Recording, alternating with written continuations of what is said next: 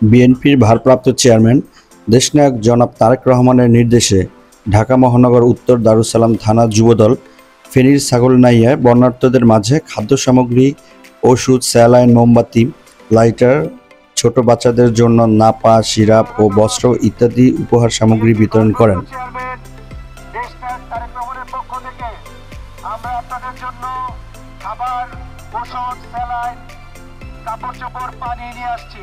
প্রিয় এলাকাবাসী, আমরা যুবদল, বাংলাদেশ জাতীয়তাবাদী যুবদল কেন্দ্রীয় নির্বাহী কমিটির সভাপতি আব্দুল মুন্না মুন্না ভাই, সাধারণ সম্পাদক নুরুল ইসলাম নয়ন ভাইয়ের নির্দেশে আপনাদের জন্য খাবার, পানি, ওষুধ, স্যালাইন এবং কাপড় চোপড় নিয়ে আসছি। প্রিয় এলাকাবাসী, আমরা দেশনায়ক তারেক রহমানের নির্দেশে আপনাদের জন্য খাবার, পানি, ওষুধ, স্যালাইন, কাপড় চোপড় নিয়ে আসছি।